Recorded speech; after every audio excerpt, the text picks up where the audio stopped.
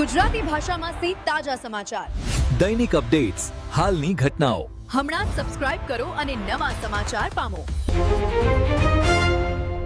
વાવથરા જિલ્લામાં કોંગ્રેસ પાર્ટીમાં મોટું ગાબડું. ભુરોલ જિલ્લા પંચાયત બેઠક પર છેલ્લી ઘડીએ ખેલ બદલાયો. થરાદના ભુરોલ ગામ કોંગ્રેસમાં ભૂકંપ. ભાજપ કોંગ્રેસ બંને પાર્ટીના મેન્ડેટ લીધા. ભાજપે મારી તીખી એન્ટ્રી. ભુરોલ જિલ્લા પંચાયતની બેઠક પર રાજકીય દ્રશ્ય અચાનક નાટકીય રીતે બદલાઈ ગયું છે. છેલ્લા સમય સુધી કોંગ્રેસ સાથે જોડાયેલા એક મહત્વના નેતાએ છેલ્લી ઘડીએ જ પાર્ટી છોડી ભાજપમાં જોડાવાનો નિર્ણય લેતા સમગ્ર રાજકીય વર્તુળમાં ખળભળાટ મચી ગયો છે. મળી રહેલી માહિતી મુજબ કોંગ્રેસના મોવડી મંડળને અંધારામાં રાખ્યા નેતાએ સીધા ભાજપ સાથે સંપર્કમાં સાધ્યો અને અંતિમ ક્ષણે ભાજપનું મેન્ડેટ સ્વીકારી લીધું. આ પગલાએ કોંગ્રેસના કેમ્પસમાં ભારે સંતોષ ફેલાવ્યો છે, જ્યારે ભાજપ માટે આ મોટો રાજકીય ફાયદો ગણાઈ રહ્યો છે. સ્થાનિક સ્તરે માનવામાં આવી રહ્યું છે કે આ ઘટનાથી ભુરોલ બેઠક પરનું રાજકીય સમીકરણ સંપૂર્ણપણે બદલાઈ શકે છે.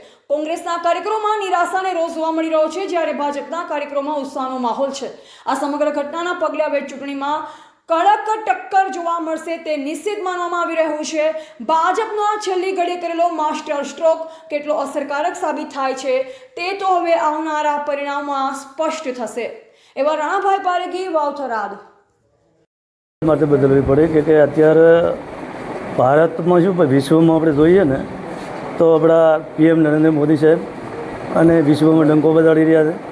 આપણે ધારો કે 370ની કલમ હોય કે અયોધ્યામાં રામ મંદિરનો મુદ્દો હોય, અનેક એક ઝાટકે બધા આપણા પ્રશ્નો સોલ્વ કરેલા છે. અને અત્યારે ભારત આખા વિશ્વમાં પણ ખૂબ આગળ વધી રહ્યું છે અને ભારતનો કે ગુજરાતનો ખૂબ જ વિકાસ થઈ રહ્યો છે.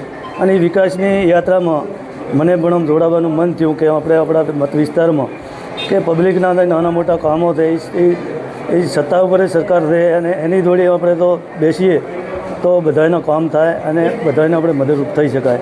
એના માટે કરીને હું આ પ્રયાસ અને ભાજપ પાર્ટી જોઈન કરી. આખરી ટાઈમે તમારી સામે કોઈ પણ ઉમેદવાર આપવા તૈયાર તો છેલ્લા ટાઈમે છેલ્લી ઘડીએ જ્યારે ધોકાજી ફોર્મ ભર્યું, છેલ્લો દિવસ તો ધોકાજી ભાજપમાં આવ્યા.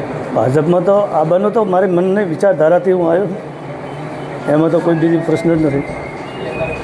કેવા શું સમીકરણો બેસી ગયો એકદમ ખાલી કલાકોમાં કે તમે ફોર્મ પણ ભર્યું હતું, કોંગ્રેસ મેન્ડેટ ભર્યું કલાકોમાં છેલ્લે ભાજપમાં આવ્યા. કોંગ્રેસ પાર્ટીએ પણ મને મેન્ડેટ આપ્યો હતો અને બે પાર્ટીઓએ મેન્ડેટ આપે તો મારે ચીઓ ચોઈસ કરવી છે અને સ્વીકારવું એ તો મારા મનની વાત હતી. શું લોકો તમારો સ્વીકાર છે ખરી હવે?